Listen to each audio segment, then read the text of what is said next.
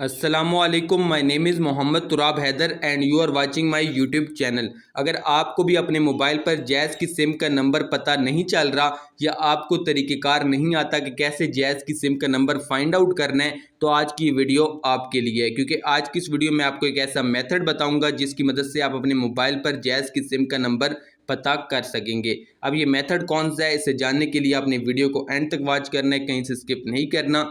इसके अलावा जो भी चैनल पर न्यू है, चैनल को जरूर सब्सक्राइब कर दें, बेल का आइकन प्रेस कर दें ताकि आप तक लेटेस्ट वीडियो का नोटिफिकेशन पहुंच जाए।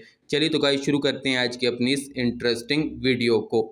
सबसे पहले आपने क्या करना है कि आपने अपने मोबाइल के डायल पैड में आ जाना है। जैसे आप डायल पैड में आएंगे तो यहाँ पर आकर आपने डायल करना है *99#। साइड पे स्क्रीन पे आपको ये कोड दिखाई दे रहा होगा, आपने यहाँ पर *99# डायल कर लेना है और नीचे से आपने क्लिक करना है इस पर। तो जैसे आप क्लिक करेंगे तो यहाँ पर USSD कोड रनिंग लिख के आएगा और उसके बाद आपका नंबर यहाँ पर लिख के आ जाएगा। जिस तरह सामने आपको मेरा नंबर यहाँ पर शो हो रहा है, इस तरह अगर आप भी अपनी जैज़ की सिम पर *99# यहाँ पर डायल करेंगे तो आपके सामने ऐसे कुछ नंबर बन के आ जाएगा।